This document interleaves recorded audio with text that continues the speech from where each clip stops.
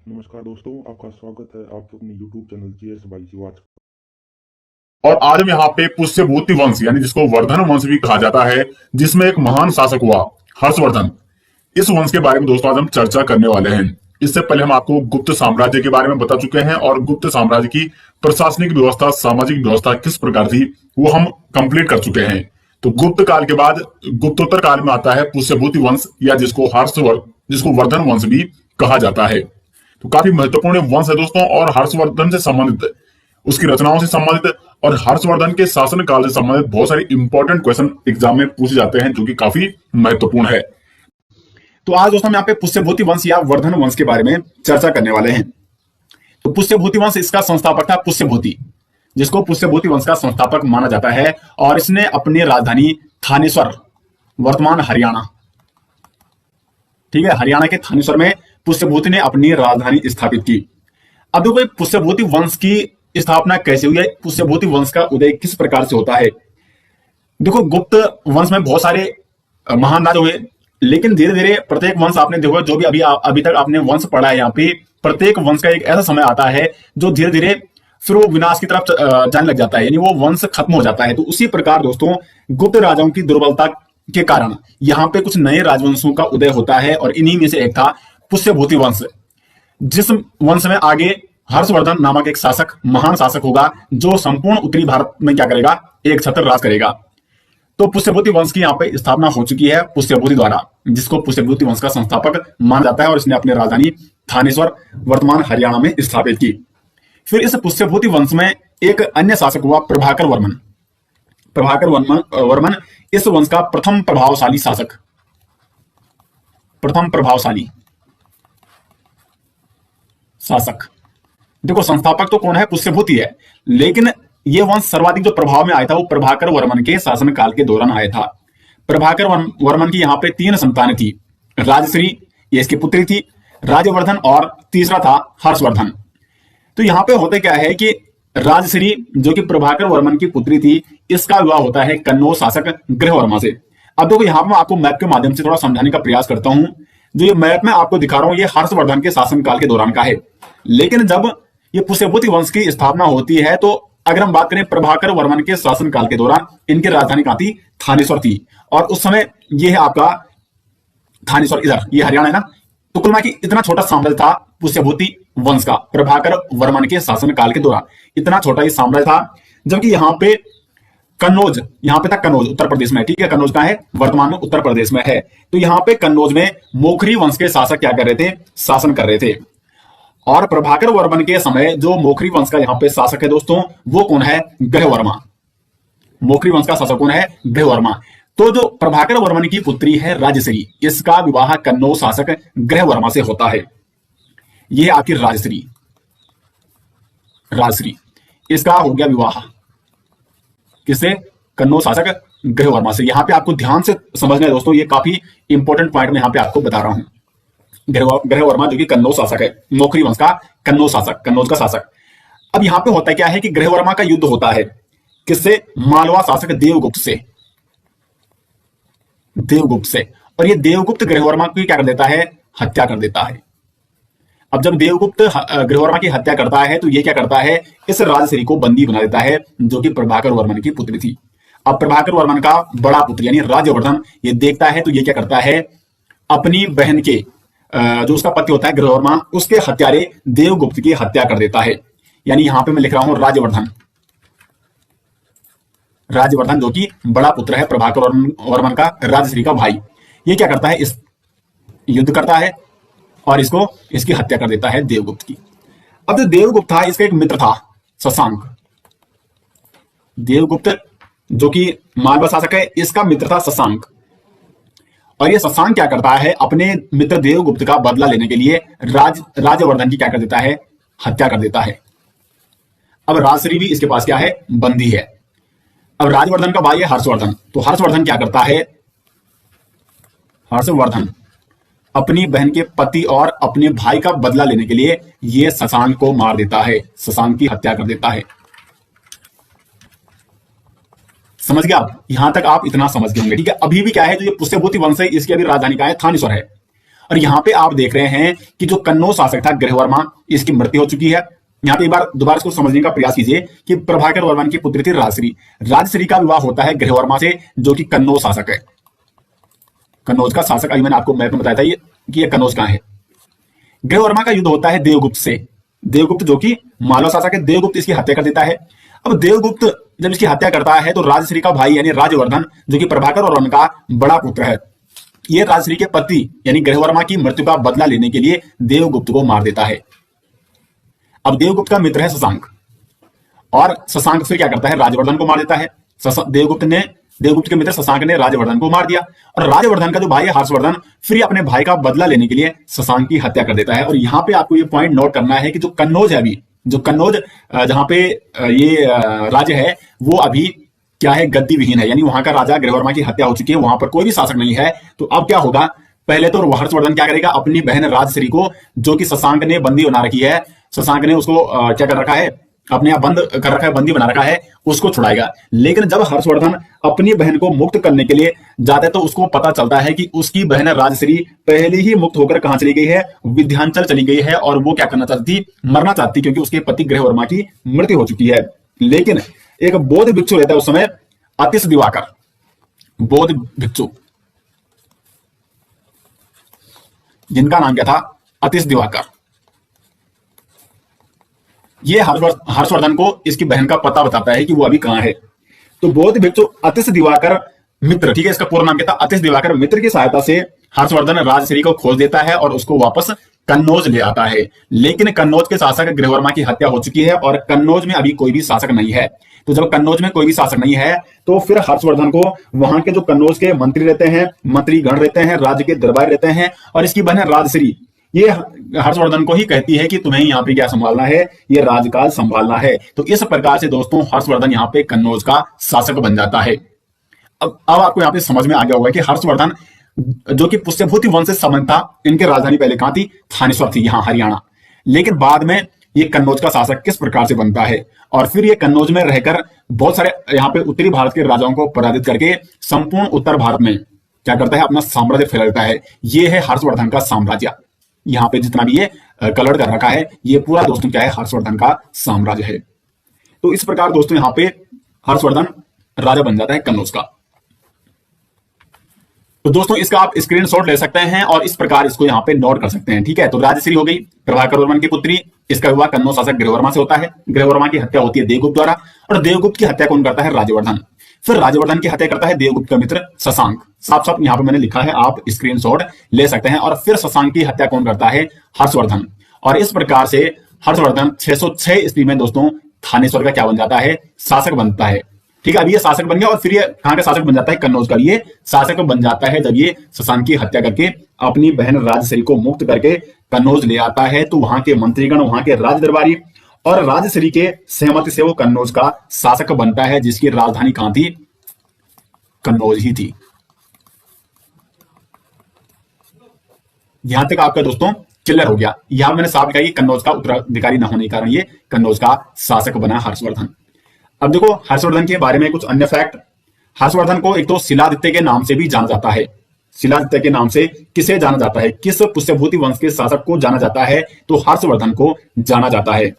साथ ही साथ हर्षवर्धन ने एक अन्य उपाधि भी धारण की थी। वो उपाधि क्या थी, सकलोत्तरा पथनाथ। सकलोत्तरा पथनाथ। संपूर्ण उत्तरी भारत को, कश्मीर को छोड़कर, ठीक है, ये देखो यहाँ पे ये कश्मीर है, तो इसको छोड़कर संपूर्ण उत्तरी भारत में अपना साम्राज्य फैलाने के पश्चात इसने ये उपाधि धारण की थी, सकलोत्तरा पथनाथ। और हर्षवर्धन के ही शासनकाल में चीनी यात्री वैनसांग भारत आया था, और वैनसांग ने हर्षवर्धन के बारे में, हर्षवर्धन के साम्राज्य के बारे में, यहाँ की आर्थिक स्थिति के बारे में, भारत के इतिहास के बारे में अपनी पुस्तक सीयूकी में हर्षवर्धन का विवरण भी कर रखा है और हर्षवर्धन को एक महान शासक बताया है। साथ ही साथ वैनसांग कई दक्षिण राज्यों में भी गया था। अगर हम बात करें दक्षिण में, तो यहाँ पे अभी क्या है, ये चालुक्य वंश का शासक है, चालुक्य वंश के शासक यहाँ पे शासन कर रहे हैं। ये हम आपको अभी दक्षिण भारत में पूरी डिटेल्स में समझाने वाले हैं आगे। और यहाँ पे आपका पल्लव वंश के शासक क्या कर रहे हैं, शासन कर रहे हैं। ये पूरा क्या है, चालुक्य वंश के शासक अभी दक्षिण में शासन कर रहे हैं। तो एग्जाम में अगर पूछा जाता है कि हर्षवर्धन के शासन काल के दौरान किस वंश के शासक दक्षिण भारत में शासन कर रहे थे, तो यहाँ पे आगे आपके चालुक्य और यहाँ पे आगे आपके पल्लव। पल्लवों का साम्राज्य भी उस समय बहुत ज्यादा फैला हुआ था। अब देखो जो वैनसांग था एक्चुअली ये क्या था, हिंदू धर्म को मानता था, हिंदू धर्म का और विशेषकर शैव धर्म को, ठीक है, शिव भक्ताई शैव धर्म को मानता था। लेकिन जब यहाँ पे चीनी यात्री वैनसांग आता है, वैनसांग जो कि नालंदा विश्वविद्यालय में पढ़ने आया था और लगभग 15 सालों तक ये भारत में रहा था। हर्षवर्धन के शासनकाल में भारत आया था और हर्षवर्धन के दरबार में इसने काफी समय व्यतीत किया था। तो हर्षवर्धन के प्रभाव में आकर बौद्ध धर्म का महान समर्थक बना था हर्षवर्धन, ठीक है। भले हर्षवर्धन क्या था, शैव धर्म को मानता था और इसीलिए हर्षवर्धन को अंतिम हिंदू सम्राट भी दोस्तों माना जाता है भारत का अंतिम हिंदू सम्राट माना जाता है हर्षवर्धन को। अब देखो हर्षवर्धन की रचना ये काफी इंपॉर्टेंट है, मोस्ट इंपॉर्टेंट आप इसको कीजिए। हाल ही में ये उत्तराखंड जो अपर पीसीएस का एग्जाम हुआ था उसमें भी ये क्वेश्चन बना था कि निम्न में से बताइए कि कौन सी हर्षवर्धन की रचना है, और वहां पे या तो प्रियदर्शिका आई थी शायद, ऑप्शन में प्रियदर्शिका या रत्नावली, ठीक है। इनमें से तो 3 रचनाएं हैं दोस्तों हर्षवर्धन की और तीनों मोस्ट इंपॉर्टेंट है, रत्नावली, प्रियदर्शिका और नागानंद। ये किसकी रचनाएं हैं, तो ये है आपकी हर्षवर्धन की रचनाएं। अब देखते हैं यहाँ पे हर्षवर्धन के युद्ध अभियान, उत्तरी भारत अभियान और दक्षिणी भारत अभियान। तो उत्तरी भारत अभियान में पहले ही आपको बता चुका हूं कि हर्षवर्धन ने लगभग कश्मीर को छोड़कर संपूर्ण उत्तरी भारत में अपना साम्राज्य फैला दिया था, लगभग काफी हद तक, ठीक है। ये आप यहाँ पे हर्षवर्धन का साम्राज्य देख सकते हैं। तो हर्षवर्धन ने कश्मीर को छोड़कर संपूर्ण उत्तर भारत तक अपनी सीमा का विस्तार किया था और साथ ही साथ हर्ष ने कश्मीर के शासक से बुद्ध दांत अवशेष बलपूर्वक प्राप्त किए थे। यानी कहीं ना कहीं हर्षवर्धन का कश्मीर के शासक के साथ युद्ध हुआ था और हर्षवर्धन ने कश्मीर के शासक से बलपूर्वक बुद्ध दांत अवशेष है, ठीक है, उनको बलपूर्वक प्राप्त किया था। लेकिन हर्षवर्धन ने कश्मीर तक अपने साम्राज्य का विस्तार नहीं किया था, यानी कश्मीर को अपने साम्राज्य में नहीं मिलाया था। तो लगभग संपूर्ण उत्तरी भारत में इसके साम्राज्य में आता, हर्षवर्धन के साम्राज्य में। दक्षिण अभियान की बात करें तो दक्षिण अभियान में सफल नहीं हो सका था हर्षवर्धन। क्यों नहीं हो सका था, तो यहाँ पे मैं आपको बता चुका हूं। यहाँ पे समय ये आप देख रहे हैं, ये है चालुक्य वंश और यहाँ पे अभी चालुक्य वंश का एक महान शासक क्या कर रहा है, शासन कर रहा है, जिसका नाम क्या है, पुलकेशिन द्वितीय। पुलकेशिन द्वितीय जो कि चालुक्य वंश का शासक है, ये अभी यहाँ पे शासन कर रहा है। अब हर्षवर्धन की राजधानी कन्नौज है और ये पूरा हर्षवर्धन का साम्राज्य है उत्तरी भारत में। अब हर्षवर्धन आता है दक्षिण की ओर दक्षिण अभियान के दौरान, लेकिन उसका पहला ही युद्ध किससे होता है, पुलकेशिन द्वितीय से।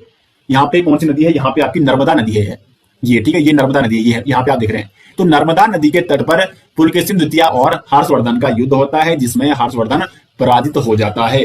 तो यहाँ से आगे नहीं बढ़ पाता है हर्षवर्धन, इसलिए दक्षिण अभियान में ये सफल नहीं हो पाता है। तो दक्षिण में नर्मदा नदी के तट पर चालुक्य शासक पुलकेशिन द्वितीय ने हर्षवर्धन को पराजित किया था, ठीक है दोस्तों। तो यहां तक आपको दोस्तों कोई भी दिक्कत नहीं होनी चाहिए। तो किस प्रकार हर्षवर्धन ने अपने युद्ध अभियान लड़े।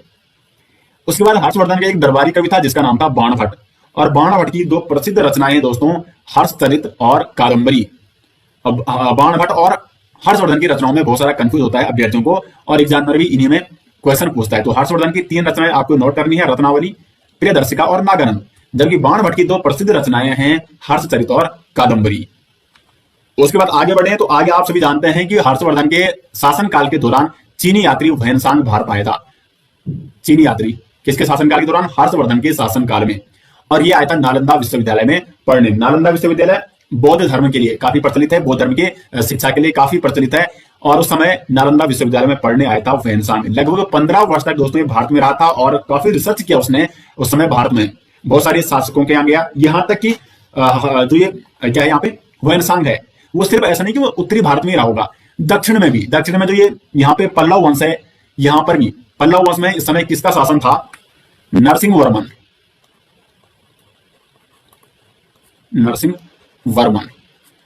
वर्मन जो कि पल्लव वंश का शासक था। और नरसिंह वर्मन यहाँ पे प्रथम, ठीक है, 641 ईस्वी के आसपास वैनसांग पल्लव वंश के शासक नरसिंह वर्मन प्रथम के दरबार में गया था। कब गया था वैनसांग इसके दरबार में, 641 ईस्वी में।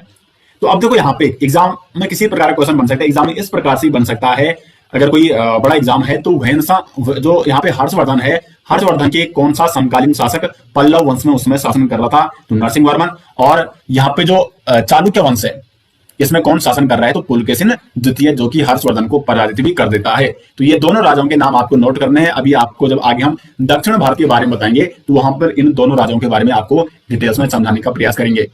यहां तक दोस्तों हो गया। और लगभग 15 वर्ष तक वैनसांग भारत में रहा था। और वैनसांग के समय जब ये नालंदा विश्वविद्यालय में पढ़ने आया था तो इस समय नालंदा विश्वविद्यालय के कुलपति का नाम क्या था? कुलपति कौन थे? वो थे शीलभद्र। ये भी मोस्ट इंपोर्टेंट है।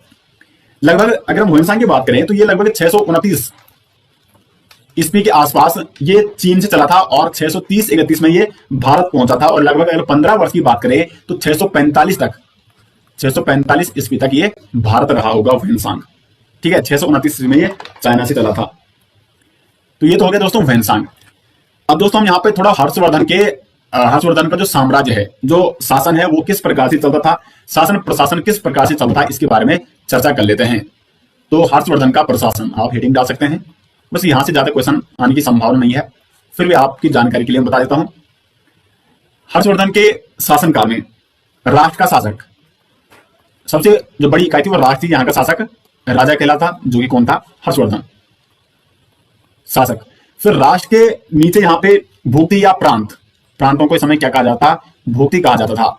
और भुक्ति में जो अधिकारी थे, जो वहां पे शासन कर रहे थे, जो शासन व्यवस्था संभालते थे, उन्हें लोकपाल, उपरिक या राजा स्थानीय भी कहा जाता था। तो यहाँ पे मैं उपरिक लिख रहा हूं, साथ साथ उपरिक को राजा स्थानीय, यानी उस स्थान का, उस क्षेत्र का जो शासक है, जो अधिकारी है, राजा स्थानीय या लोकपाल भी उन्हें कहा जाता।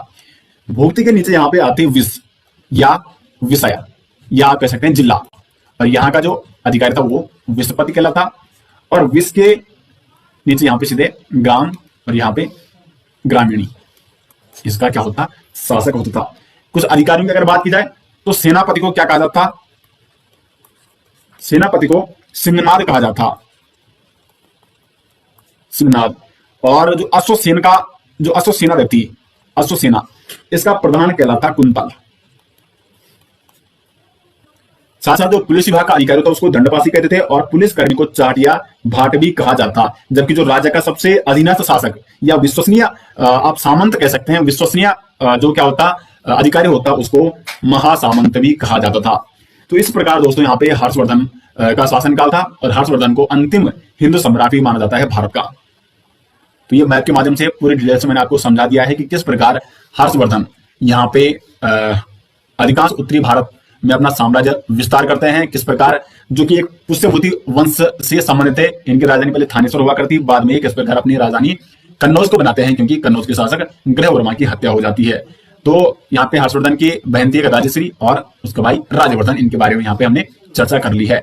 तो यहाँ पे पुष्यभूति वंश भी समाप्त हो जाता है। पुष्यभूति वंश के बारे में इससे ज्यादा कहीं से भी आपका क्वेश्चन नहीं बन सकता है। और ये रचनाएं जो मैंने आपको बताई है हर्षवर्धन की, और यहाँ पे बाणभट्ट की, हर्षचरित कादंबरी बाणभट्ट की है, और हर्षवर्धन की यहाँ पे रत्नावली, प्रियदर्शिका और नागानंद। मोस्ट इंपोर्टेंट दोस्तों, विशेष तौर पर ये आपको जरूर नोट करनी है।